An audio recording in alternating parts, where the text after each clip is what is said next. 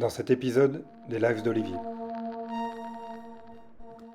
Il me disait, tu sais, quand tu montes sur le ring et que tu as en face de toi un mec qui est prêt à mourir pour gagner, qu'est-ce que tu peux faire? Rien.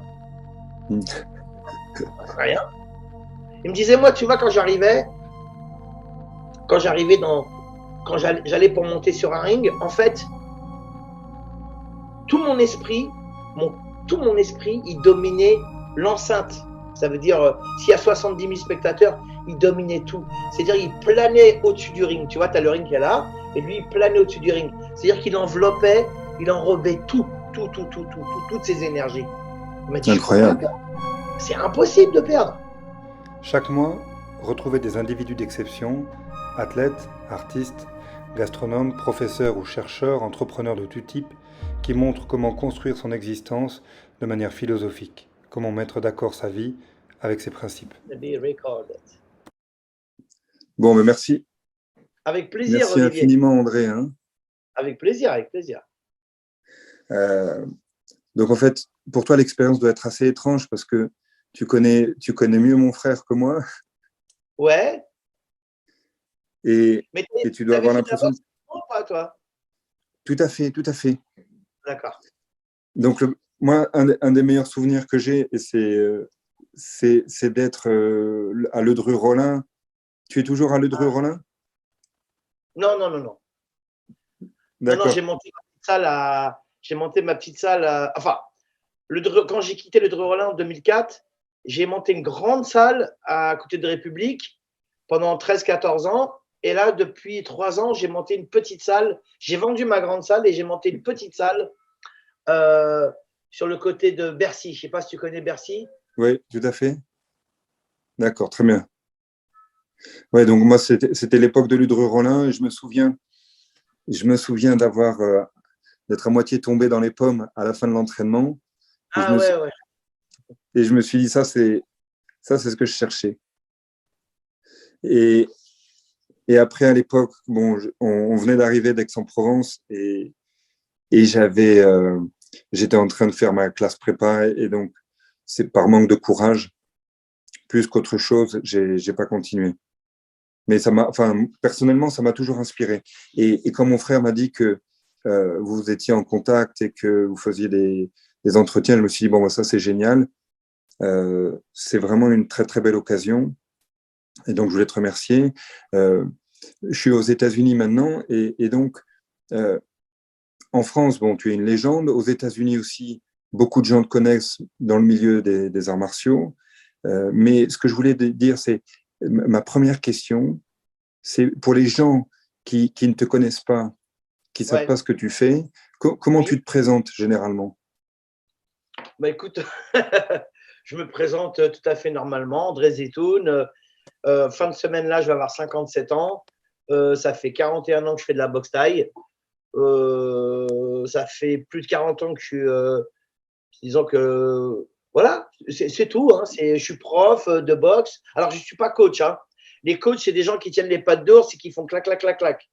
Moi, je ne suis pas. Et puis, qui font beaucoup de pubs sur les réseaux sociaux avec des petites meufs de 40 kilos. Moi, ce n'est pas mon délire. Moi, je suis un prof, ça veut dire que j'enseigne, je transmets un savoir, je transmets une passion.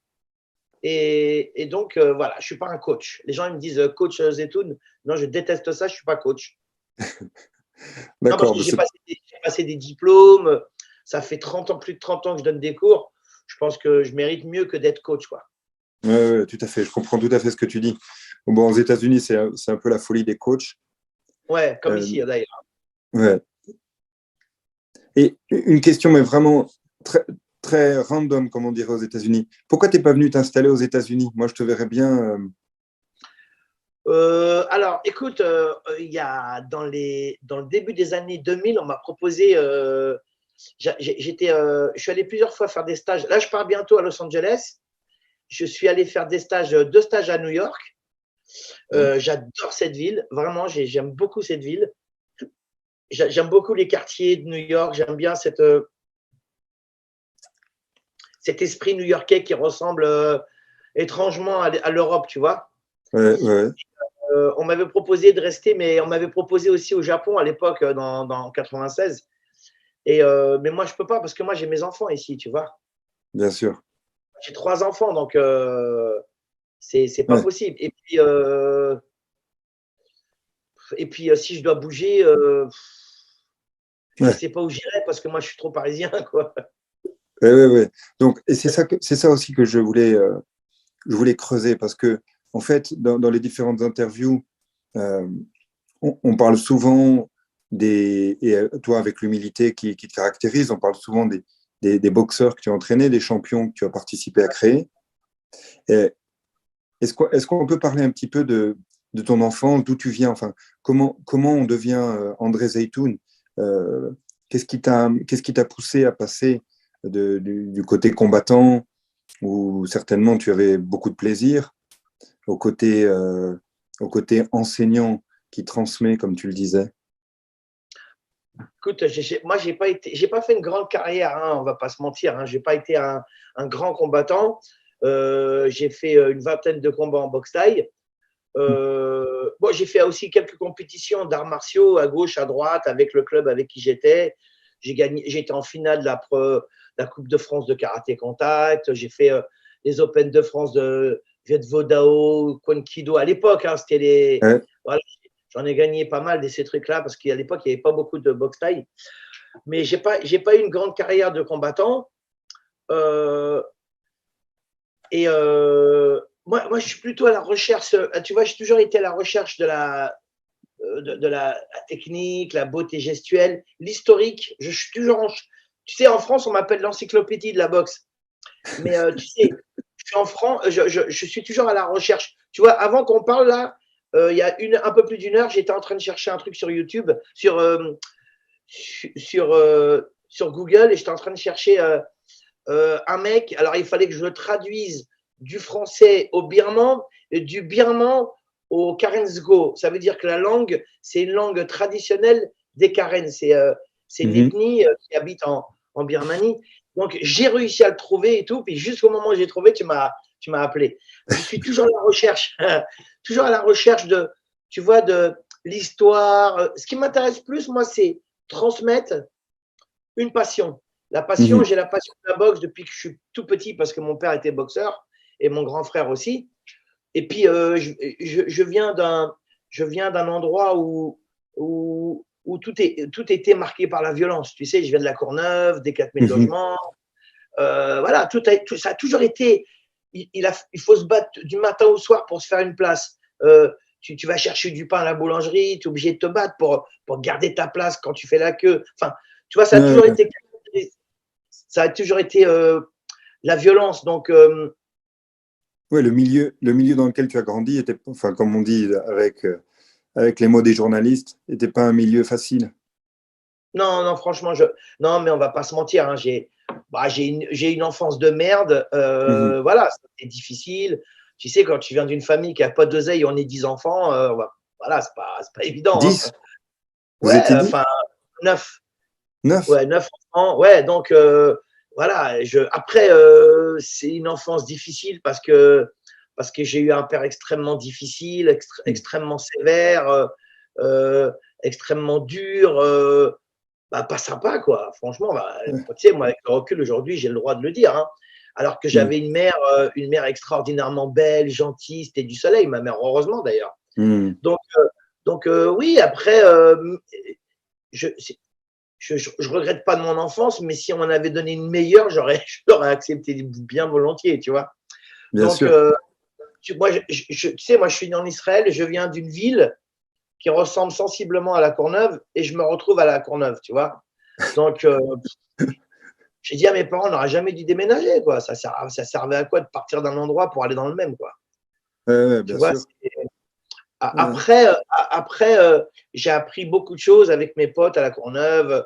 Il n'y avait pas de, il y avait pas de problème d'intégration ou Mhm. un régime intercommunautaire. Il n'y avait pas tout ça, nous. Tu sais, c'était Ouais. pas, Euh, c'était c'était vraiment plus euh, tu étais sensible à une personne ou pas, quoi. Tu étais compatible avec une personne ou pas.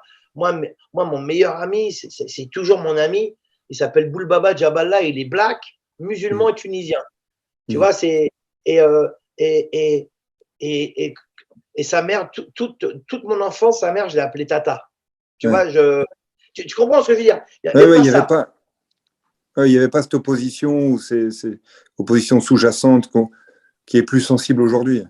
Ah oui, bah, c'est très, bah, tu sais, aux États-Unis, ils adorent ça, mais ça arrive en Europe et ça arrive en France.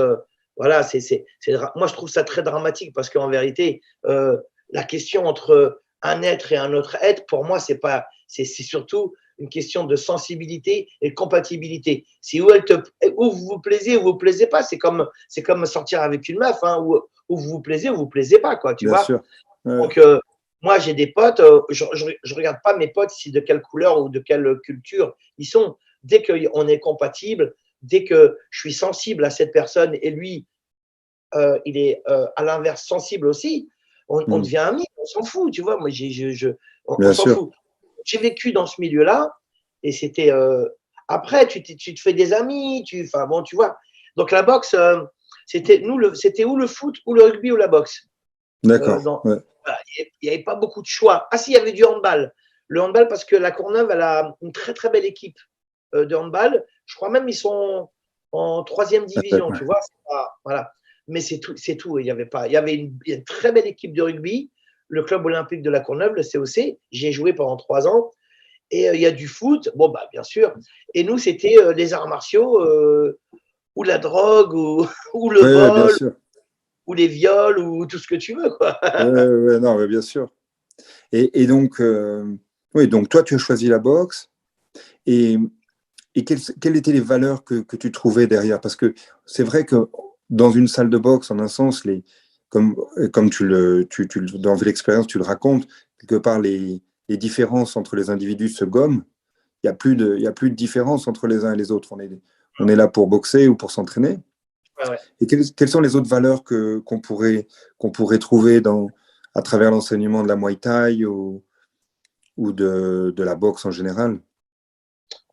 Euh, Tu sais, moi, j'ai pas commencé. Enfin, mon père faisait de la boxe, donc j'ai toujours aimé la boxe anglaise. Donc, Mhm. j'ai une culture boxe. Ok. Après, j'ai fait du karaté, j'ai fait du judo comme tout le monde. Tu sais, on a tous passé par le Ouais. judo. Bon, j'ai fait du judo, du karaté. Bon, au karaté, j'ai été champion de Seine-Saint-Denis, j'ai fait les finales de la Coupe de France de karaté contact et tout, mais ça me plaisait pas. Moi, ce que je voulais, moi, j'avais besoin d'un truc plus authentique, plus, tu vois, où c'est pas que c'est pas authentique le karaté, bien entendu que ça l'est. D'ailleurs, c'est très authentique, mais j'avais besoin d'un truc où tu pouvais t'exprimer pleinement et où chaque individu il peut s'exprimer à sa manière grâce à son historique et sa personnalité. Et j'ai Mhm. trouvé ça dans la boxe. Parce que la Mhm. boxe, c'est rien de figé. C'est pas comme ci ou comme ça. Ça peut être comme ça, mais ça dépend le chemin que tu vas prendre. Tu vois? Ça peut être aussi d'une autre manière, mais ça dépend de ton historique, ton karma, ta personnalité, ton caractère, et puis aussi ton poids, ta forme du moment. Tu vois, c'est ça qui vient la boxe, c'est parce que la boxe, elle te dit des vérités. Elle te ment pas, elle te baisera jamais. Tu Mhm. t'entraînes, tu es en forme. Tu t'entraînes pas, tu es dans la merde. C'est tout. Mhm. C'est pas compliqué, tu vois. Et j'ai trouvé ça dans la boxe et je trouve que c'est un, c'est un art physique et mental qui t'aide pour la vie de tous les jours, en fait. Mhm. Ouais, Et à moi, faire face. oui, à faire face. Et puis moi, je le dis toujours, je sors une petite boutade comme ça, je dis, la boxe, c'est comme la vie, mais en vrai. Ouais. Ah ouais, voilà. Tu vois, c'est. Et qu'est-ce qui fait que dans la vie, enfin, qu'est-ce qui fait que la vie n'est pas aussi vraie que la boxe?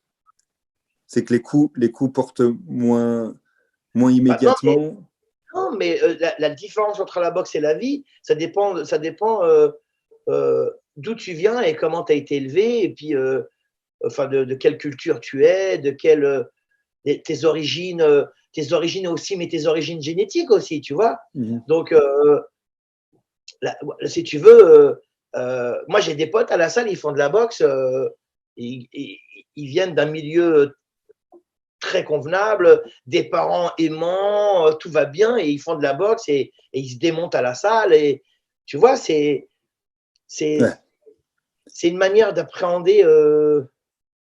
Tu sais, c'est très philosophique la boxe et en même temps, c'est très difficile à expliquer parce Ah, que, explique. oui, parce que, comme je te disais tout à l'heure, chacun, il emmène du sien.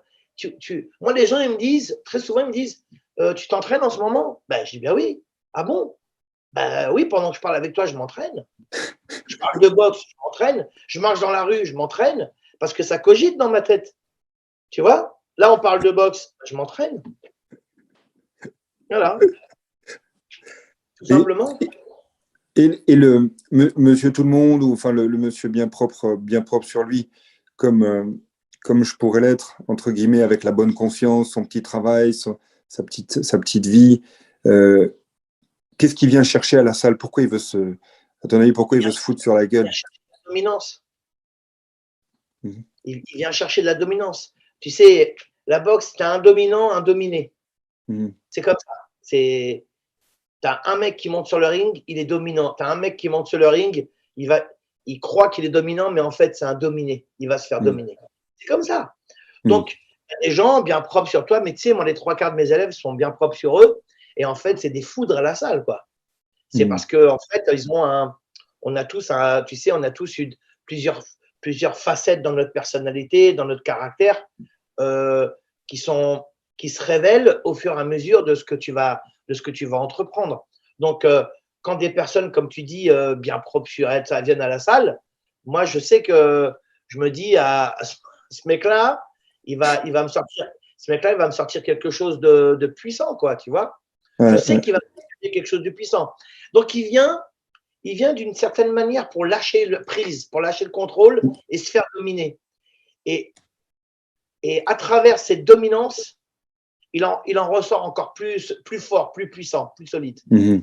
Et donc, tu interviens à ce moment-là où, par exemple, il y a un individu qui a besoin de lâcher prise, entre guillemets, et comment tu vas le guider? Est-ce que tu essayes de relâcher ses instincts les plus primaires ou est-ce que tu vas le guider par la technique?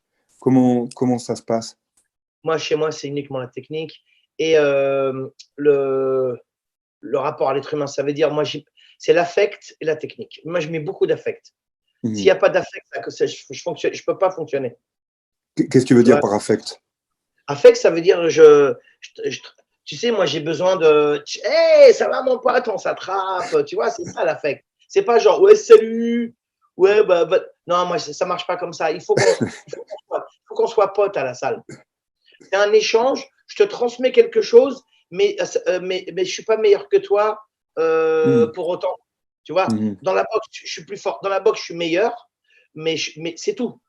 Mhm. Ça se trouve qu'à côté, toi, tu fais des trucs enfin, tu vois, je ne pourrais même pas soupçonner l'existence, tu vois. Euh, Donc, je marche à l'affect et à la technique. et donc la technique, enfin bon, pour ceux qui n'ont jamais fait de boxe ou de Muay Thai, ça veut dire quoi? Qu'est-ce que tu leur enseignes en premier? Je leur enseigne déjà à avoir une bonne coordination avec leur corps, la synchro, la coordination avec le corps. Je leur apprends aussi à devenir ce qu'ils sont par rapport à leur physique, mais pas que. Comme je te l'ai dit tout à l'heure, tu as un historique aussi, tu as, l'histoire de ta vie, quoi. Tu vois, que tu dois mettre en parallèle avec ta manière de boxer. Il ne faut pas simplement, tu sais, je ne vais pas sans frime, sans rien. Tu sais, en France, il y a 450 profs de boxe. Il y en a 30 qui sont forts. Mhm. Parce que ces 30-là, ils ont créé des vrais boxeurs. Et moi, je fais partie de ces 30-là. Mhm. Parce que les gens, ils s'arrêtent à l'aspect uniquement sportif. Et moi, pourquoi j'ai eu des très, très grands champions? Parce que j'ai toujours été au-delà de l'aspect sportif. Ça veut dire, j'apporte un truc philosophique, une pensée, une manière de réfléchir, une réflexion aussi, se poser des questions. Comment progresser? Est-ce que toi, en tant qu'élève, est-ce que toi, tu es capable de progresser? Moi, je vais te donner les armes, mais est-ce que toi, tu es assez adulte, assez responsable dans ta manière de boxer? Est-ce que tu es capable ou alors tu te reposes uniquement sur mon épaule. Tu vois, c'est pour ça que j'ai formé des boxeurs. Mais il y en a une trentaine en France, des comme moi. Enfin, moi, je fais partie de ces gens-là. C'est pour ça que je suis connu, parce que et c'est ce que je dis quand je vais dans mes stages. Quand je regarde des profs, comment ils enseignent, ils se contentent que de l'aspect sportif. Salut les gars, allez, on va courir. Tac, tac, tac, tac. Ils s'entraînent. Ah, c'est vachement bien, attention, hein. J'enlève pas le truc. Les gens, ils s'en vont, ils ont passé un bon moment. Moi, quand tu sors de ma salle, tu réfléchis. Bien sûr. Tu dis, l'enculé, qu'est-ce qu'il m'a mis dans la tête?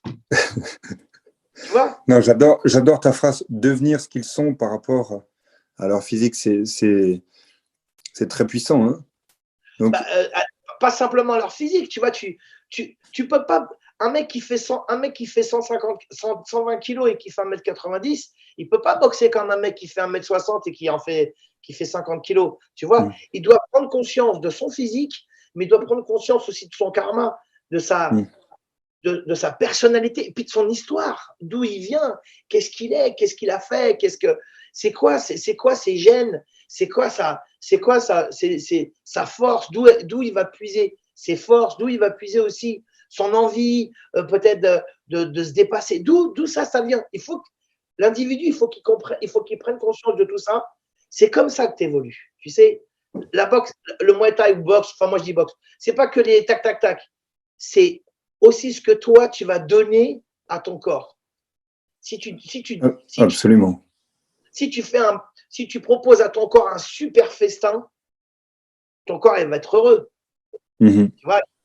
Donc il faut lui offrir des choses qui conviennent à ton corps et à ton esprit. C'est-à-dire qu'arrive un moment où ton corps et ton esprit doivent faire plus que un. Tu vois, il faut qu'ils fassent l'union. Bien sûr. C'est ça la boxe, c'est pas compliqué. Hein, est-ce que dans la thaï ou dans la boxe birmane, mon frère m'a dit que tu travaillais là-dessus en ce moment et sur le développement de la boxe birmane, est-ce qu'il y a une dimension un peu plus spirituelle qu'on pourrait trouver dans d'autres boxes? Écoute, à partir du moment où tu vas aller t'affronter avec une personne, il y a une dimension spirituelle, mais il y a une dimension mortuaire aussi. Donc, il y a une dimension aussi dominant-dominé. Il y a une dimension aussi de test, de comprendre pourquoi on existe. Pourquoi ces gens, ils vont monter sur le ring parce qu'ils ont un besoin essentiel d'exister à un moment de leur vie, tu vois. Donc, bien sûr, il y a une dimension, mais c'est une dimension même, cette dimension, tu dis spirituelle, mais elle va au-delà en vérité. C'est une dimension qui vient de l'univers pour moi. C'est quelque chose, tu sais, tu as l'univers, tu as la terre et nous, on est au milieu. Donc, tu sais, c'est comme dans le bouddhisme, tu as les 22 éléments, enfin bref. Mais c'est vrai parce que c'est pas une question de croire ou de pas croire. C'est un mec, quand il pratique la boxe, dès qu'il fait de la compétition, il est obligé de savoir où il va se positionner.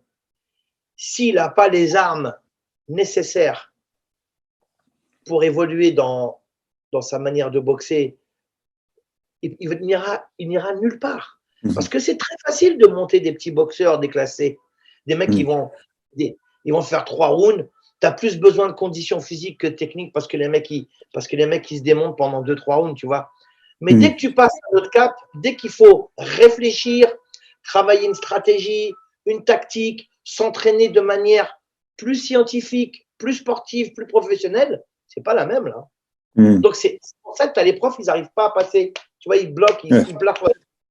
Donc cette dimension, elle est spirituelle, elle est sportive, elle est physique, mais elle est aussi, c'est beaucoup plus puissant que ça. C'est parce que c'est pas logique d'aller te battre contre un mec de manière pas spontanée.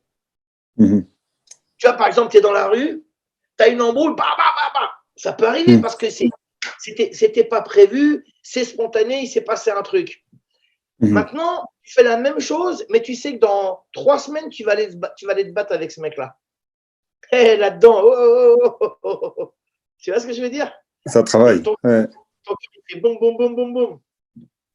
Et donc, d'après ce que tu dis, en un sens, bon, indépendamment des questions de l'âge et tout ça, mais finalement, la compétition, ça peut pas faire de mal. À un moment donné ou à un autre, Bah, c'est vaut bien mieux d'y aller faire toucher la... en tant que boxeur. L'être humain, il a besoin d'aller batailler tout le temps, depuis le début de l'humanité. L'être humain, il a besoin de batailler. Alors, il bataille pour aller chercher sa bouffe. Il bataille pour aller conquérir des territoires. Il bataille. En fait, il bataille tout le temps, l'être humain. C'est un. Comment on appelle ça? C'est Prédateur? un. Pardon? Prédateur? C'est un prédateur, c'est un dominant prédateur. Alors, au lieu d'aller casser les couilles à ton voisin, les Belges ou les Suisses et tout, bah, fais de la boxe. Comme ça, tu vas aller te battre, mais tu peux aller te battre de manière plus intelligente. Et puis, tu peux même gagner de l'argent, tu peux gagner des coupes. Voilà, Oui, tu peux sortir satisfait, heureux. Voilà, parce que l'être humain, il a toujours besoin d'aller se taper. C'est depuis des millénaires, c'est comme ça. Bon, alors à l'époque, c'était pour bouffer, puis aussi pour se défendre. Il a besoin de se défendre ou d'attaquer. Donc, tu sais, finalement, c'est ce que je t'ai dit, la boxe, c'est comme la vie. À la différence, c'est que la boxe, il y a des règles. La violence, elle est codifiée. La violence, elle est maîtrisée. Mhm. Les gens, quand ils ont fini de se battre sur le ring, ben, tu sais, ils sont calmes après, hein, tu sais. Ouais. Là, ils sont Puis ils sereins. se serrent la main. Ils se serrent la main, ils se prennent dans les bras. Ben, bien sûr, bien Ouais. sûr. Donc, ouais, quelque part, contrairement à l'image d'Épinal qu'on a, quand on pratique la boxe, on est moins violent que si on la pratique pas, parce qu'on quelque part on maîtrise cette force, cette énergie un peu destructrice qu'on a en nous. On est capable de la contrôler. Ben, disons qu'on se familiarise avec, quoi, tu vois. Oui, tu as Alors, raison. finalement, Ouais. les violences, c'est qui les violences? C'est les gens qui sont autour. Toi, tu étais peut-être violent, mais tu ne l'es plus maintenant. Tu Mm. t'entraînes, tu apprends à te familiariser avec cette violence. Donc, une fois, tu sais, les vrais violents, ils ne restent pas dans la boxe. Mm. Ils ne peuvent pas. Parce qu'il y a des règles. D'abord, parce qu'il faut être régulier. Il y a de la discipline. Il y a la régularité. Tu ne peux pas, quand tu es un vrai violent, tout est de manière très désordonnée, très spontanée. Mais la Chaotique. boxe, pardon? Chaotique. Tout est une Oui, espèce bien de sûr. chaos. Ouais, chaos, bordélique, invraisemblable. Les gens violents, c'est de la merde. Je les déteste, moi. Je déteste ça, quoi. Je les déteste parce que ce sont des gens qui peuvent aller très loin dans la violence. Et voilà, parce qu'ils ont des pics comme ça, ils sont. Alors, tu peux gueuler, tu peux tout ce que. Mais les gens très, très violents. Moi, je sais, j'ai vécu ça. Mon père, c'était quelqu'un d'extrêmement violent, mais vraiment violent. Très, Mm. très, très violent. J'étais un enfant battu, enfin, tu vois. Mais un Mm. petit enfant, hein. Donc, les gens qui sont violents, pour moi, c'est des bâtards, quoi. Tu vois, Mm. ce sont des gens qui n'ont pas compris que la vie, c'était plus amour que violence. Donc, si tu as les couilles, eh ben, si tu es violent, ben, va t'entraîner dans une salle. Le problème, c'est que hey, Ouais. la boxe, c'est comme un ring. Hein. Tu as des trucs à respecter. Tu dois respecter les autres, tu dois respecter les horaires, tu dois respecter ta manière d'entraîner, tu dois respecter aussi le prof. Parce que si tu viens, c'est tu fermes ta gueule, tu es là pour apprendre. Si tu veux, tu es obligé de faire table rase, quoi, tu vois. Et les Ouais, bien gens sûr. violents ne peuvent pas faire ça. Alors après, Et- tu as des gens ouais. qui sont pas violents, mais qui ont beaucoup d'énergie. J'appelle ça beaucoup d'énergie. Et c'est une énergie désordonnée.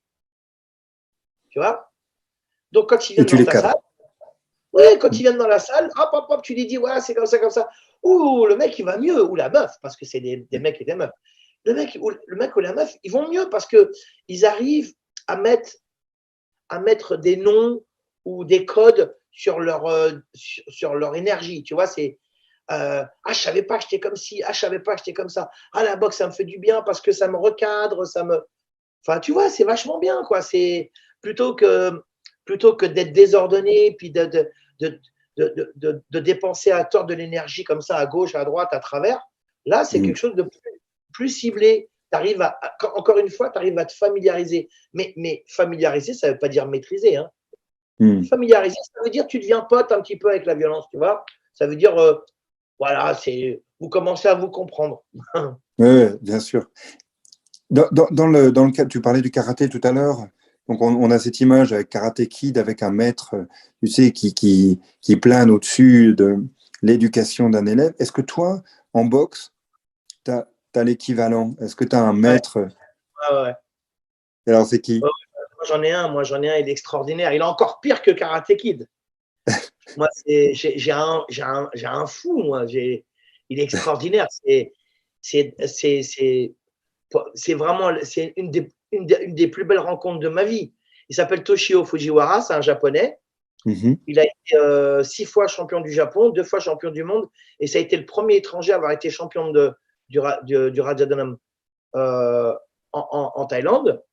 Euh, c'est dans les années 70, ça a été une véritable star au pays des sushis. Puis ça a été une star aussi en Thaïlande.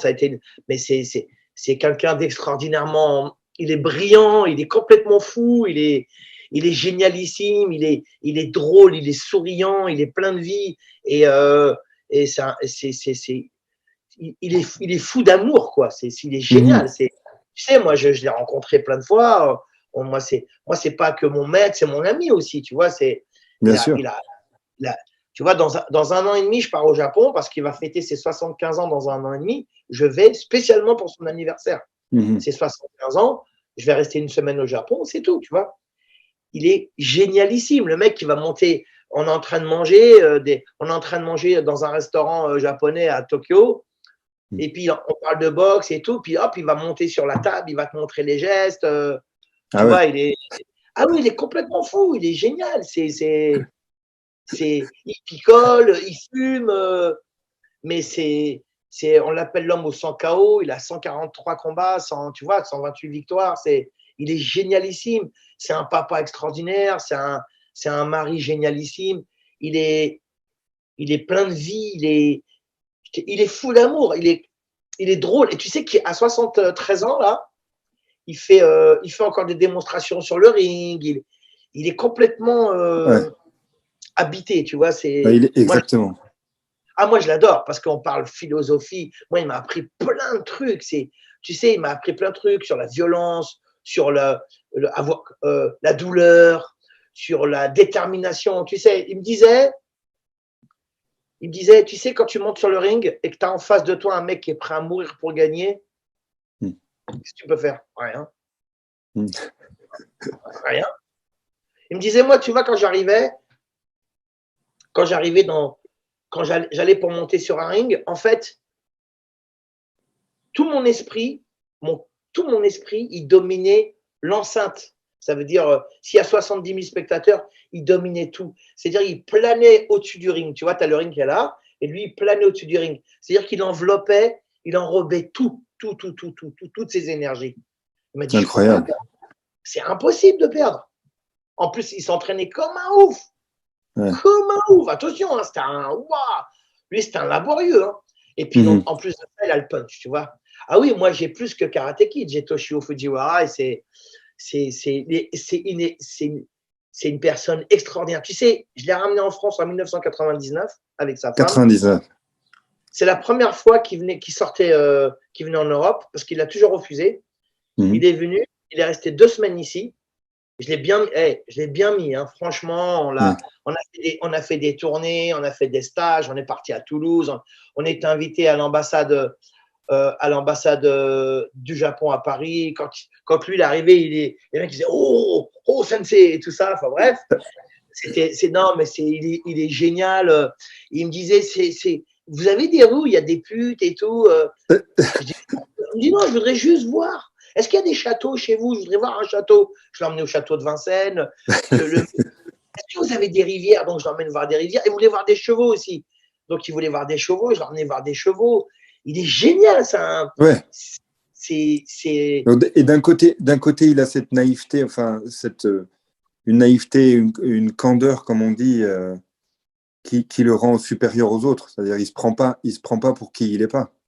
Ah, pas du tout. Mais pas alors là. Ouh là là, si tu savais. Si tu savais. D'ailleurs, il déteste ça. Tu sais, moi, tu sais, la première fois que je l'ai rencontré en 88, tu vois. Et en fait, je me suis rendu compte en 99 j'ai compris qui il était. Mm. J'ai compris que c'est un mec, il s'est réalisé. Quand tu te réalises, est-ce que tu as besoin de ceci, besoin de… Il s'est réalisé, le mec. Mm. Il est heureux dans ce qui… C'est-à-dire il a fait un cheminement et il s'est enfin réalisé en tant qu'être humain. Tu vois, il s'est réalisé. Non, Il est génial. Il est génial. Il est souriant, il est généreux, il est drôle en plus. Il est fort. Il est tellement fort. Et en plus, dans sa tête, moi, tu sais, je me suis entraîné avec lui et tout. Il m'a appris plein de trucs. À chaque fois, il me disait stop, stop, stop. Regarde, ta. Je faisais, mais oui, merde, mais oui. Mais oui. À chaque fois, je disais, mais oui, il a raison. Bah oui, il a raison. Bah oui, forcément qu'il a raison. Je serais pas là aussi, sinon, tu vois. non, bah c'est impressionnant. J'ai tellement appris avec lui, c'était génial, ouais. Il s'appelle Toshio Fujiwara. Toshio Fujiwara. Ok, non, mais ça, c'est quelque chose qu'il faut retenir. Je vais faire des recherches, je les mettrai aussi en lien. Et donc, toi, excuse-moi, toi, en termes de croyance, est-ce que tu as une croyance dans laquelle tu Alors moi, crois ou… je suis donc juif d'origine, je suis né en Israël. Alors, tu sais, dans le judaïsme, tu as deux côtés. Tu as le judaïsme, tu as ce qu'on appelle en hébreu la halacha, ça veut dire les gens qui pratiquent la religion juive, et tu as la judéité. La judéité, c'est tout ce qui est culture, l'histoire du peuple juif, tu vois, les langues, comment on appelle ça, les cultures différentes entre les juifs ashkénazes, séfarades, enfin, tu vois, et puis même toute l'histoire qui est… Moi, ce qui m'intéresse, c'est plus l'histoire. Alors moi, non, j'ai pas de croyance, je crois pas en Dieu, je crois pas à tout ça. On est en 2022, j'arrête, faut arrêter de déconner quand même un moment, tu vois. Ça veut dire, moi, je crois plus aux hommes parce que je vis avec des hommes, je vis pas avec des choses qui n'existent pas. Enfin, je vis pas avec des choses qui existent ou pas. C'est trop aléatoire pour moi. Ouais. Moi, je veux bien être dans le doute, mais je préfère être dans le doute avec les êtres humains, tu vois. C'est avec eux que je grandis. Et en même temps, en t'écoutant, tu me sembles quelqu'un d'extrêmement spirituel. Tu vois, par exemple, tu évoquais l'événement du ring avec Fujiwara où son esprit recouvre le ring, qui est quelque chose, enfin, presque de divin, enfin, en tout cas de divin dans l'homme, de pouvoir, tu vois, diffuser une énergie telle qu'il en devient presque invincible. Mais je vois ce que tu veux dire, c'est-à-dire que tu n'as pas une croyance dans les doctrines classiques, monothéistes. J'ai lu, ça m'intéresse énormément. Je regarde, j'ai lu le Premier Testament, l'Ancien Testament, le Dernier Testament. Je lis aussi, j'ai lu le Coran, j'ai lu les 4 livres de la Torah. C'est très intéressant, c'est super intéressant. Mais bon, moi, et puis tu as un côté historique qu'il faut pas négliger. Donc, il y a des choses qui collent pas. Tu vois, tu as des choses historiquement qui collent pas. Par exemple, avec des dates. Quand tu as 2-3 siècles de différence, tu vois, enfin bon, on va pas rentrer là-dedans parce que des gens ils vont pas comprendre, mais ça m'intéresse énormément. Je déteste les dogmes. Je oui, pas. Mais et puis, enfin, en tout cas, je peux pas dire ce que tu penses, mais en tout cas de ce que tu dis, c'est peut-être plus aussi le clergé et tout l'appareillage humain qu'on a fait autour de la divinité ou de la pensée spirituelle qui est parfois un peu gênant quand même. Mais merci d'avoir. Mais je suis d'accord avec toi, je suis super d'accord avec toi. Alors, en fait, je comprends pas que des gens qui pratiquent une religion, enfin surtout les religions monothéistes, ils aient des grades. Tu vois, t'as l'autre, il est comme ci, l'autre, il est comme ça, l'autre, Ok, moi, je sais, enfin, je veux dire, est-ce qu'il y a des grades dans la foi? Est-ce que je comprends pas ça. Tu sais, je vais te raconter une toute petite anecdote, Olivier. Je pars en 99, 93, je pars au Laos. Enfin, je suis en Thaïlande et je décide d'aller au Laos parce que tout le monde me dit va au Laos, c'est magnifique. Sauf qu'en 93, le Laos est tenu par les communistes et l'armée. Et aussi, le Laos en 93, c'est la Thaïlande, mais il y a 70 ans. Tu vois, c'est pas la même. Tu vois, et je pars avec un pote qui s'appelle David, un pote de Paris, d'origine yougoslave et tout. Super pote et tout. On part là-bas. On se retrouve à Vientiane. Vientiane, on descend le Mékong, enfin bref, et on se retrouve dans une ville qui s'appelle Champassak, qui est magnifique. Et moi, mon pote David, il chope une chiasse terrible, mais vraiment, tous les 5 minutes. Non, mais au début, on rigolait, et après, on a commencé à flipper, tu vois, vraiment. Parce qu'il Genre dysenterie. Ouais, il était en train de se vider, quoi. Puis, tu sais, il commence à être faible, il commence à être creusé ici et tout. On se retrouve on a marché, on a demandé à des gens. Bon, ce qu'il y a de bien, c'est qu'en 93, tu as encore des vieilles personnes au Laos qui parlent français, tu sais, parce que c'est un ancien comptoir français. Et donc, quand je me retrouve dans un magnifique temple, et là, on arrive, il y a un des chefs, un des moines bouddhistes hyper gentil qui s'appelle Sinkan Pongpasit. Tu vois que j'adore le nommer. On rentre et je dis, voilà, mon pote, vous parlez fou. Do you speak English? Le mec, il me dit non.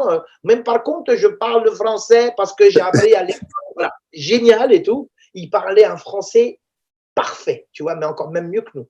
Ouais, mieux que nous. Et il donne des herbes à mon pote et tout. Et mon pote, ça va mieux. David, il va mieux et tout. Et on est resté 4 jours au temple. Ah ouais. Et ça a été une révélation pour moi, cette personne, parce qu'il m'a dit des trucs qui sont tellement évidents.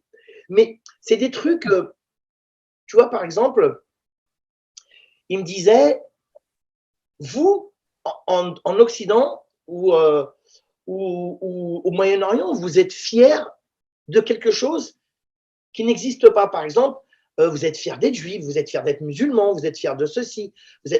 Mais il disait que c'est complètement ridicule parce qu'on doit être fier d'un acte, par exemple, mettre des graines dans la terre et faire pousser quelque chose qui va donner à manger à plein de gens. Ça, c'est une fierté parce que c'est un acte. Mais un sentiment, tu ne peux pas être fier d'un sentiment. Ouais. Un sentiment, ouais, je suis fier d'être juif, je suis fier d'être musulman, je suis fier d'être catholique, je suis fier d'être communiste, je suis fier d'être socialiste. Ça veut dire quoi? C'est juste un sentiment. Donc, être fier d'un sentiment, ça n'a pas lieu d'exister. Ce qui existe, en revanche, dans le mot fierté, c'est jeter des graines. Par exemple, un médecin qui guérit un malade, même s'il a appris, il peut être fier de son acte parce qu'il a sauvé une personne. Enfin, tu vois, c'est dans l'acte important. Il m'a donné à réfléchir, ce con, tu vois. J'étais là, merde, tu vois, et j'étais comme ça. Donc, pendant 4 jours, je lui posais plein de questions. Et en fait, c'est des bouddhistes. Et j'aime bien c'est pas une religion, c'est une pensée, le bouddhisme. Alors, ça dépend des bouddhistes, parce que tu as des bouddhistes nationalistes. Dans certains pays, c'est du nationalisme et tout. Mais j'aime bien cette pensée qui te donne à réfléchir et c'est pas qui te rend modeste, mais qui te rend plus humain, je trouve, plus humain. Et j'aime bien aussi leur côté, genre, le passé ou le futur, c'est le présent qui est important. Il m'a dit, quand tu penses au futur, tu vieillis très vite. Quand tu restes au passé, tu deviens con. Mais quand tu es au présent, bah là, tous les deux, on est en train de parler, on vit notre présent, tu vois. On vit notre chose. Et c'est ça moi, j'aime bien cette pensée, tu vois, voilà, toutes ces petites choses qui sont… voilà. Et puis, faire attention aux mots, parce que tu as des mots genre fierté de ceci, fierté de cela. Voilà, j'ai commencé à prendre conscience de tout ça, tu vois. Et quand tu disais tout à l'heure, est-ce que je suis pratiquant, je suis religieux, d'une certaine manière, j'ai une forme de religiosité, mais c'est plus… Moi, je crois plus en l'être humain, même s'il a fait des dégâts à gauche, s'il fait des dégâts à droite. Mais à côté de ça, il sauve des vies. À côté de ça, la médecine, ça va de mieux en mieux. Bon, c'est vrai qu'après, au niveau climatique, c'est une catastrophe. Mais à côté de ça, tu vois, je veux dire, l'être humain, il faut regarder le bon côté, tu vois. Moi, je regarde le bon côté de l'être humain. Je suis plutôt un peu comme… j'aime bien ce que dit Confucius, tu vois. C'est quand il y a de la merde, même dans de la merde, il y a quelque chose de bon, mais il suffit de bien le regarder, quoi. Non, écoute, je ne m'attendais pas à toute cette sagesse et ça dépasse mes attentes, c'est magnifique. Je vais passer une autre question, Vas-y, volontairement différente.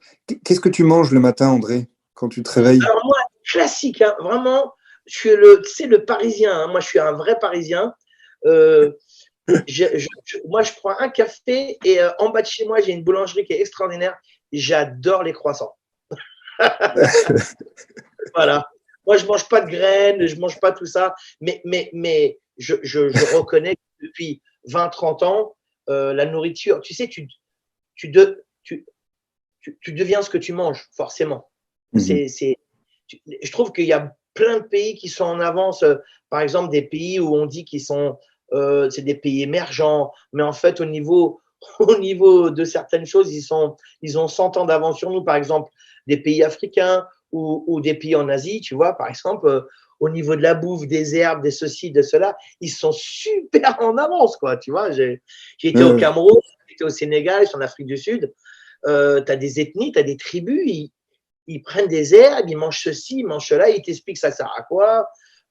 Ça sert à quoi qu'il arrive, ça va te nettoyer ton foie, quoi qu'il arrive, ça va te nettoyer ceci, la rate. Ah ouais, ça là, ben oui, frère, c'est quoi? Ah, mais je connais pas. Bah oui, mais vous, voilà. Donc, nous, on croit qu'on est en avance ouais, sur tout, et on est en avance, pas sur tout, on est en avance sur certaines choses, mais on est en retard, par exemple. Donc, la ouais. bouffe, oui, la bouffe, je suis d'accord que quand tu manges, tu deviens ce que tu manges, forcément. Mhm. Nous, on a la Puisque boulangerie et à côté, on a la pharmacie. Comme ça, ouais, moi c'est croissants, j'adore les croissants. mais Je te dis ouais, franchement, ouais, aux, je aux suis un fan. États-Unis, il y a quand même une mode. Alors bon, je ne veux pas porter de jugement, mais en tout cas, sur tous les suppléments, les poudres de protéines, enfin, dès qu'on rentre dans le monde sportif, je vois même mes enfants, ils devaient répondre, donc ils ont 12 et 13 ans, ils devaient répondre à un questionnaire pour rejoindre l'équipe de football américain d'athlétisme. Et dedans, ils ont 12 et 13 ans, on leur demandait s'ils ont pris des suppléments de protéines. Les Parce que compléments alimentaires, ouais, complément alimentaire. moi je connais Ou, pas. ou Je touche pire, pas. ou pire. Et, mais toi, tes boxeurs, tu leur. Alors moi je leur disais surtout bien se nourrir. Alors Mhm. beaucoup de fibres. Les fibres seraient très important, hein, c'est très bon pour le corps. Donc ça veut dire moi je suis très légumes verts. Par contre j'adore les légumes. Je suis un fan des légumes. Je mange pas beaucoup de viande. Je vais manger 2-3 fois de la viande rouge par mois. Ouais, Mais par contre, je suis très légumes et très pâtes, tu vois, tous les trucs comme ça. Mais alors, j'ai pas une alimentation extraordinairement diététique, tout ça et tout. ouais, Je vais pas te mentir, hein, parce que je suis un fan de la bouffe, quoi. ouais. Donc, comme je suis un fan de la bouffe, Et- voilà, j'ai du mal, moi, tout ce qui est tu sais, les petites choses comme ça que tu manges qui te niquent les dents. Enfin, moi, j'aime tu vois, voilà, moi j'aime les plats avec des sauces. Voilà, je suis un fan de la bouffe, quoi. Pour moi, c'est une réelle passion, hein, tu sais. En plus, Tu je- cuisines? non, ma fille de 15 ans, elle cuisine super bien. Je traîne avec des gens qui sont comme moi. Donc, à chaque fois, on cherche des petits restos, un petit resto péruvien, un petit resto afghan, un petit resto kurde, des restos israélo, un restaurant égyptien, un restaurant syrien. On fait des trucs de ouf comme ça. On adore ça. C'est la bouffe. Tu sais, je sais plus qui c'est qu'a dit. En étant jeune, j'avais le plaisir du bas-ventre. En Hmm. vieillissant, j'ai le plaisir du ventre. Ouais. Elle est belle, celle-là. Moi, c'est le plaisir du ventre. J'adore la bouffe. Mais par exemple, mais quand même, je reviens à ta question, quand tu es un sportif de haut niveau, je suis d'accord qu'il faut que tu fasses très attention à ton alimentation. Quand tu t'entraînes beaucoup, tu dépenses énormément d'énergie. Tu Hmm. dépenses beaucoup de magnésium, calcium, sodium, tout ce que tu veux, tout ce qui finit en ium, tu sors. Hmm. Donc, il faut récupérer tout ça Mhm. parce que sinon, tu es affaibli. Donc, tu es faible. Donc, il faut bien manger. Si tu sens que tu es faible, il faut des petits compléments, mais il faut être suivi. Il faut pas rentrer dans une pharmacie en pensant que c'est un supermarché. Il faut être suivi par des diététiciens, des gens qui sont spécialisés. Moi, je connais une nana qui fait ça. Hmm. Elle s'occupait des boxeurs. Moi, je m'en occupais pas, ça, parce que c'est D'accord. pas mon métier. Donc, Estelle, elle s'appelle Estelle Payen. C'est une grande spécialiste. Elle s'occupe de footballeurs, de rugbyman, mais de très haut niveau, hein, des tennisman et tout. Elle a fait de la boxe pendant 10 ans chez moi et elle s'occupait de mes boxeurs et c'était génial, quoi. Tu vois, voilà, elle leur disait ce qu'il fallait manger, ceci, cela. Et elle est un petit peu dans l'ère moderne et un petit peu à l'ancienne en même temps. Donc, ça veut dire qu'elle conjuguait bien la bouffe Ouais. normale bouffe, non. Et aussi avec des compléments alimentaires qui sont, par exemple, plus de magnésium, plus de ceci, un peu plus de graisse, moins de graisse, plus d'eau, plus. Tu vois ce que je veux dire? Oui, bien sûr. Et Moi, pas comme ils font certains pays où c'est vrai qu'aux États-Unis, ils prennent beaucoup de vitamines, plein de trucs. vitamines. Et là maintenant, je trouve, enfin, je ne sais pas si en France, parce que j'y parlais depuis quelques temps, mais je trouve qu'il y a une espèce d'avalanche, même dans des épiceries, tu vois, des poudres de protéines qui sont en train de se répandre partout. Parce que c'est un bon business, c'est un nouveau business. Absolument, absolument. C'est un business, et dès qu'il y a de l'argent à prendre, hein, il y a des business du portable il y a 10, 15 ans, 20 ans. Aujourd'hui, tu as ça, demain, ça sera un autre business. Il faut faire attention, c'est juste faire attention, quoi. Ouais, il faut faire attention. Et tu as l'honnêteté de dire que bon, c'était pas ton métier, et ça, c'est très louable, parce que beaucoup Non, de, moi, c'est beaucoup pas de mon coachs. métier. Ah non, non, non, moi, c'est pas mon métier. La diététique, je connais un petit peu parce que je m'y intéresse, mais je pourrais pas donner des cours de ça. Il faut un diététicien, c'est un vrai. Et puis, tu as d'autres métiers qui sont arrivés aussi autour de la bouffe qui sont intéressants. Tu sais, tu as des gens qui t'apprennent à manger correctement. C'est pas mal, ça, quand même. Ouais, Ils t'apprennent à manger correctement par rapport à ta morphologie, à ton morphotype, mais aussi à ton histoire, encore une fois. Encore une on fois. revient à ça. Ouais. Ouais, t'as des j'ai plus les noms en tête, mais des naturopathes, c'est pas mal, ça, les naturopathes. J'ai une de mes élèves qui fait ça. Je me suis enfin, elle m'a expliqué. Je trouve ça super intéressant. Je trouve que c'est une démarche honnête, tu vois, parce que on t'apprend à manger en fonction de ton physique et de ta personnalité. C'est pas, voilà. Après, Ouais, après, ils te disent aussi, tu as le droit de faire des écarts, parce que sinon, ça rend fou, quoi. Tu bah, vois, bien sûr. moi, je rigole Ouais. pas avec la bouffe. Moi, la bouffe, tu peux rigoler avec tout, sauf avec la bouffe. Moi, la bouffe, Allez, voilà. une dernière question sur la bouffe. C'est quoi ton plat préféré? Alors, j'en ai plusieurs. Alors,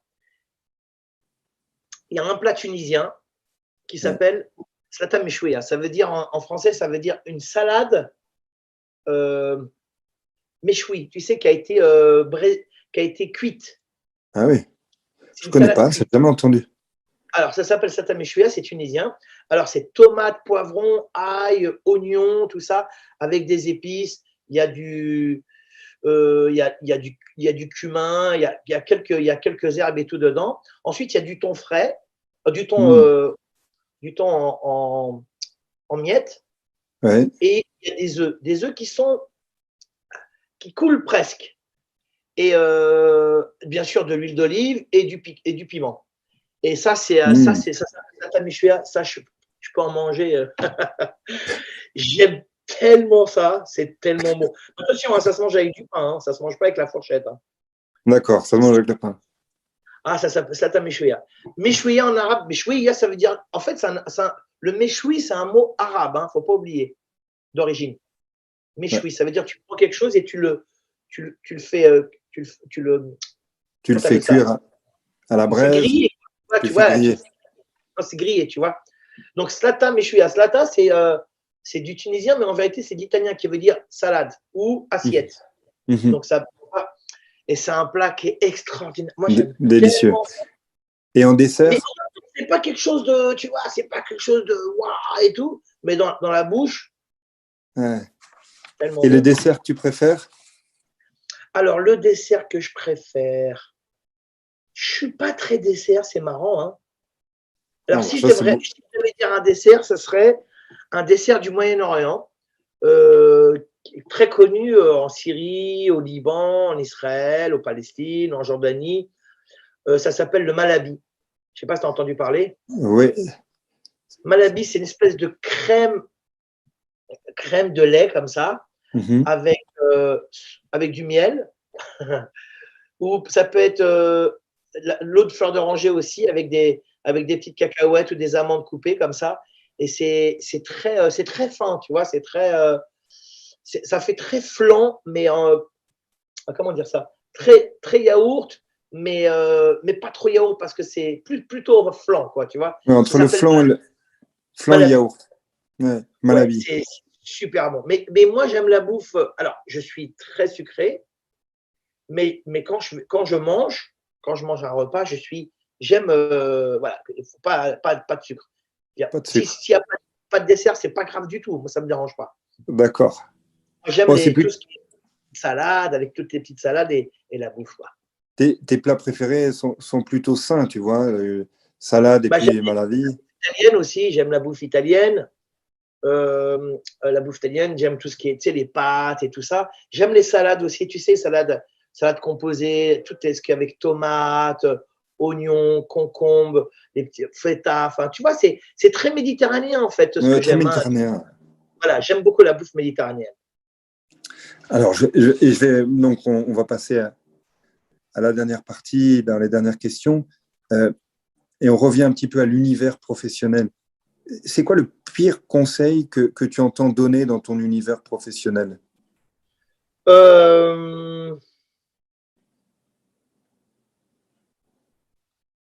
Le pire conseil que j'entends donner, tu n'y arriveras jamais. Ça arrivera jamais? Non, tu n'y arriveras jamais. Tu n'y arriveras jamais. Pas à moi, mais j'entends des fois des mecs dire ah, mais tu n'y arriveras jamais. Ça sert à quoi d'enseigner alors? Parce que tu penses qu'il y a toujours de l'espoir, on peut toujours y arriver. Mais la boxe, c'est une discipline du corps et de l'esprit. À partir de là, tout être humain il peut réussir. Mais il y en a qui vont prendre plus de temps que d'autres, c'est tout. Il y en a qui vont mettre du temps. Il y en a qui vont mettre même beaucoup de temps, mais ils y arriveront. Parce que c'est une discipline qui demande des efforts physiques et mentaux. Mais c'est une discipline qui a été inventée, créée pour l'être humain. Pourquoi tu n'y arriverais pas? Tu vois, c'est pas. Tu vois, je veux dire, on ne t'apprend pas. Donc, oui, tu n'y arriveras jamais, ça, je déteste. Ouais, bien d'accord.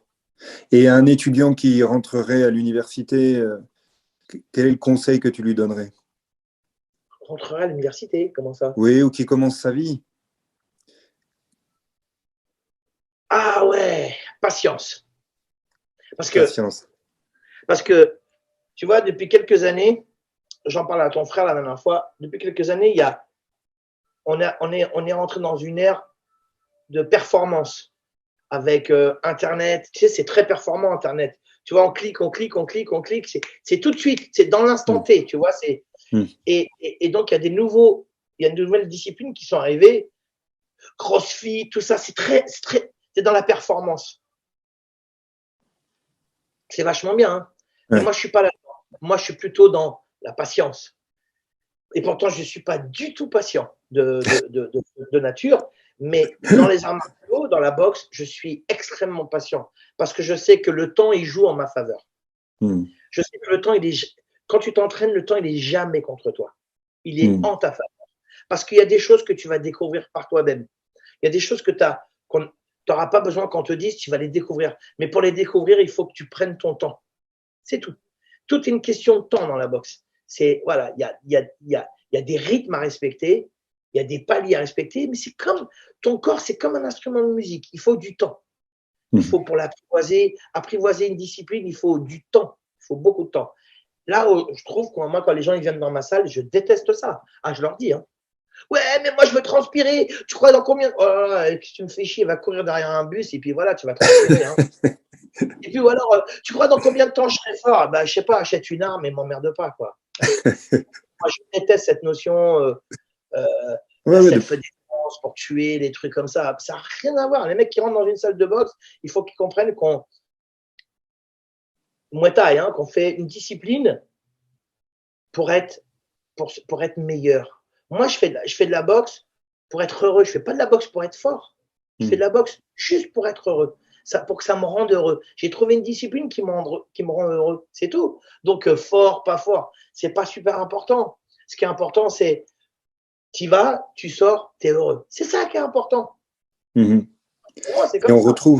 On retrouve dans ce que tu décris sur la patience, dans la boxe, on retrouve exactement la même chose dans la sagesse de ton moine. C'est que on le voit aussi aujourd'hui, tu vois, les gens regardent des vidéos de motivation, ce qui peut parfois aider, ou comme on dit en anglais, self-help, ou tu vois, ou comment être heureux en 5 minutes. Tu vois, ils vont regarder des vidéos sur comment réussir sa vie. Et ils veulent que ça se passe tout de suite. Ils ne voient pas ce que tu expliquais très bien avec le moine, ils ne voient pas que c'est un cheminement. Cheminement. La vie, c'est un Ouais. cheminement. Tu sais, le bonheur, c'est un voyage, pas une destination. Mhm. Ah, très bon. Ouais, c'est tout. C'est un voyage. C'est tout. C'est un cheminement. En fait, c'est toi qui dois apprendre à comment te rendre heureux. Il ne faut pas attendre des autres que de te rendre heureux. C'est à toi de te positionner. Tu sais, un très beau proverbe aussi de Confucius qui dit le soleil brille pour celui qui va à sa rencontre. Mhm. Ça veut dire c'est à toi de faire la démarche. Tu dois faire la démarche pour être heureux. Et pour être heureux, il faut que tu t'ouvres. Quand tu t'ouvres, les gens ils viennent vers toi. Quand tu te fermes, les gens ils t'évitent parce que tu es sombre, tu vois.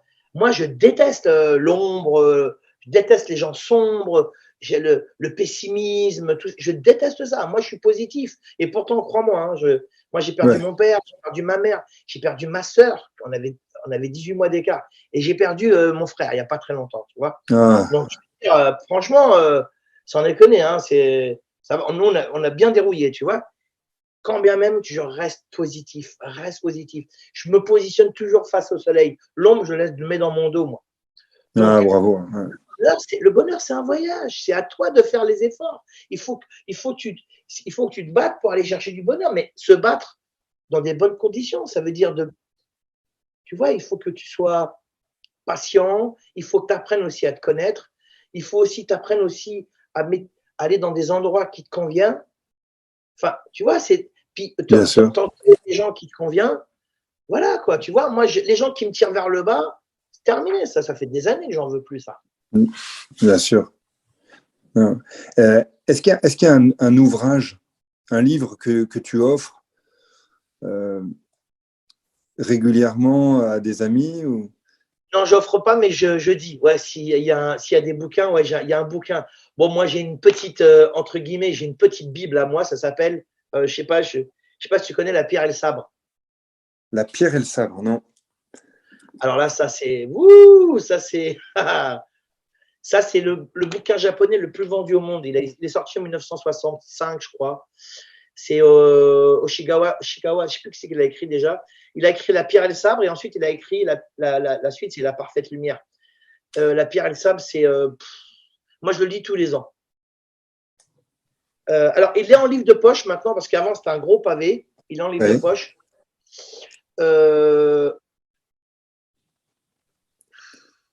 Moi, ça a été une révélation. Je l'ai lu, j'avais 15 ans, 15-16 ans. Ça a été pour moi, ça a été une véritable révélation. C'est un pote à moi qui s'appelle Philippe Barthélémy.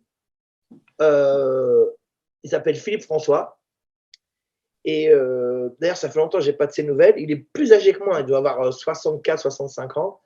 Et c'est un mec c'est un maître de Shōrinji Kampo. C'est un art martial japonais, en fait, qui vient du Shōrinji Kampo, qui vient de Shaolin. Tu vois, c'est d'origine chinoise. Bref. Et lui m'a dit, tiens, lis ça, peut-être que ça va te plaire. Et lui, il est très, tu vois, j'ai beaucoup appris aussi avec lui. Et je l'ai lu, ça a été une révélation pour moi. Je trouve ça extraordinaire. Après, tu peux changer les noms. Hein. Dans le livre, c'est l'histoire de Musashi, le samouraï Musashi, mais tu peux mettre Jésus à la place, tu peux mettre Moshe Rabbeinu, enfin nous c'est Moïse, enfin tu peux mettre qui tu veux, le nom que tu as envie, tu peux mettre Confucius, tu peux mettre qui tu veux. Parce que en fait, c'est l'histoire, c'est l'histoire de l'humanité, quoi, en fait. C'est génial. Après, tu as la suite, c'est La Parfaite Lumière. Si tu as l'occasion, lis La Pierre et le Sabre. Et après, il y a La pierre et le sabre, la Parfaite Lumière. Ouais. Bon, mais ma dernière question. Il y a des livres que j'aime, c'est le Tao Te Ching de Lao Tzu. Je ne sais pas si tu connais. Oui, Lao Tzu, très bien. Ouais. Je crois que c'est là derrière. Ah ben ça, c'est la base. Hein, tu sais. J'ai toujours du mal. De temps en temps, je le relis, je me dis, waouh, putain, ça fait travailler là-dedans quand tu lis Tao. Mais il y a d'autres livres aussi. Moi, il y a un mec que j'aime beaucoup. Enfin, bon, tu connais, peut-être que tu connais, mais ça m'étonnerait. C'est Maïmonide. C'est un grand penseur juif. Il y a à peu près un peu moins de 1000 ans, qui vient de Cordoba. C'était un penseur, un philosophe qui parlait plein de langues, c'était un grand médecin de la tête et tout. Enfin, dans la religion juive, enfin, dans l'histoire du peuple juif, il tient une place prépondérante. Et j'aime sa philosophie parce que c'est une philosophie d'ouverture, une philosophie plutôt de recherche interne, tu vois, d'essayer d'aller faire ce qu'on disait tout à l'heure, d'aller vers la lumière. Lui, il a pas hésité à se promener dans le monde entier pour progresser dans sa vie et faire progresser les siens. Enfin bon, ça, j'aime beaucoup Maïmonide, tu vois. Alors bien sûr, il a un côté très religieux, mais il a un côté très spirituel qui me parle plus parce que et de l'ouverture. La tête avec les trucs genre les dogmes et tout ça, rien à voir, tu vois. C'est très, tu sais, ça, je sais pas, on dirait un peu Confucius, un peu dans le délire, tu vois. Maïmonide. Ouais, Maïmonide, bah il est très. Tu sais que je suis allé à Cordoba pour faire des stages de boxe et dans la Juderia, c'est un quartier juif de je vois Cordoba. la synagogue. Ouais, tu as une toute petite synagogue et tu as la place. Et là, c'est Maïmonide qui est en statue. Je l'ai pris en photo. Enfin bref, je suis avec lui comme ça. Hey, Maïmonide, c'est moi. Et ouais, moi j'adore parce qu'il sort aussi encore il sort des phrases qui percutent aujourd'hui, quoi, qui sont toujours d'actualité. C'est génial. Le mec, il était en avance, mais tellement en avance. Voilà, ça j'aime bien aussi. Alors, tu as les Asiates. Après, dans les Asiates, tout n'est pas super bon non plus, quand même. Faut pas déconner non plus. Hein. Mais après, moi, les autres pensées, tout ça, je connais moins. Je connais pas même du tout. Mais tout à l'heure, je te parlais de ma judaïté. Tu as le judaïsme, ça, c'est la religion, la religiosité. Et la judaïté, c'est plutôt l'histoire, la culture. Enfin, tu vois, culture, ça englobe aussi la bouffe, les traditions, tout ça. Ça me parle parce que c'est des trucs existants. C'est des trucs qui existent. Tu as des langues qui ont été créées, inventées à partir de. Enfin, tu vois, c'est génial. Et donc, dedans, moi, j'aime bien. Il y a Maïmonide, mais tu as d'autres mecs. Hein. Tu as aussi des écrivains que j'aime bien. En France, tu as des écrivains que j'adore, mais là-bas, tu en as aussi que j'aime beaucoup parce que je suis quand même méditerranéen et puis que tu vois. T'as vu, toi, tu habites aux États-Unis, mais tu restes quand même vachement connecté à la France, quand même. Hein. Bon, voilà, c'est comme ça. C'est ce que je te disais tout à l'heure. Il y a un historique que tu peux pas, que tu peux négliger, mais qui te revient à la gueule plus tard. Moi, les gens me disent, t'es quoi? Moi, je dis, je suis riche parce que je suis multiculturel. Je suis né en Israël de confession juive, c'est-à-dire je suis né juif. Je suis né d'un pays qui s'appelle Israël, qui n'est pas très bien vu, pas très bien aimé parce que ceci, parce que cela. Cependant, en 72 ans, ils ont eu 17-18 prix Nobel. Alors, de chimie, de physique, ils ont fait vachement avancer la science, la médecine, les trucs. Tu vois, mine de rien, il y a plein de trucs qui sont aussi. On retient que de la merde, mais il y a plein de trucs très sympas à côté. Ça reste quand même des êtres humains. Et puis, et aussi, je suis européen, enfin, je suis méditerranéen, tout le bassin méditerranéen, j'adore, moi. Hein. L'Espagne, l'Italie, la Sicile. Ma mère est maltaise, donc, tu vois, je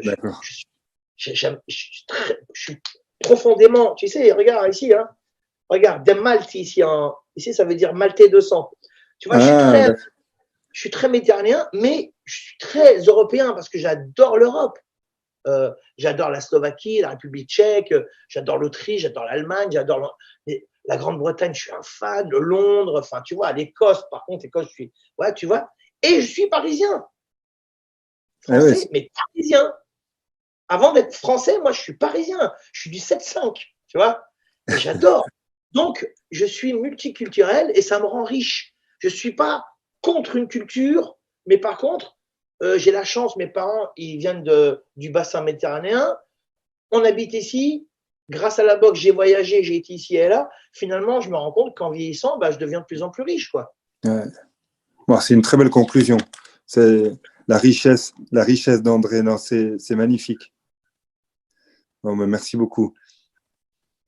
Bah, merci à toi, Olivier, avec grand plaisir. Le mois prochain, nous retrouverons Laurent Berton.